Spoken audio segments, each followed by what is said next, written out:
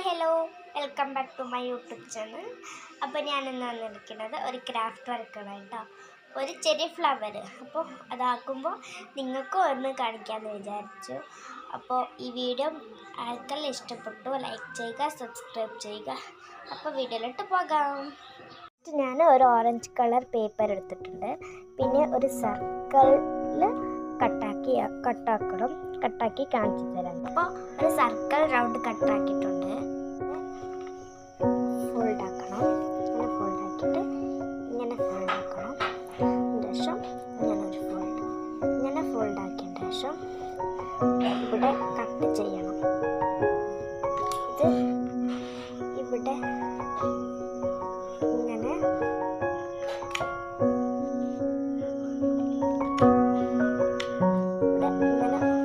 പകുതി കട്ട് ചെയ്യാൻ പാടുള്ളൂ, ജാസ്തി കട്ട് ചെയ്യാൻ പാടില്ല.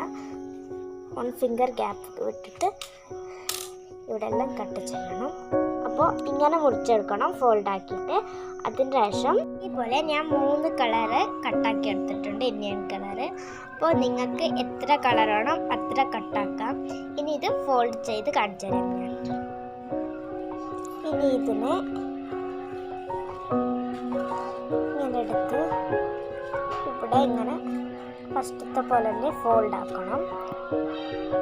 അങ്ങനെ ഫോൾഡാക്കി ഇവിടെ ഇങ്ങനെ ഒരു ഫോൾഡ് ഇവിടെ അമർത്തി കൊടുക്കുക. പിന്നെ ഓപ്പൺ ആക്കി എടുക്കാം.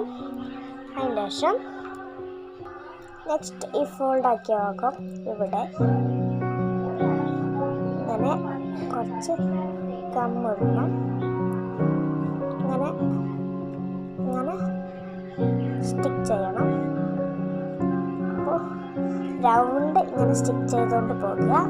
അപ്പോൾ നമുക്ക് മനസ്സിലാവും ഇങ്ങനത്തെ ഫ്ലവറാ.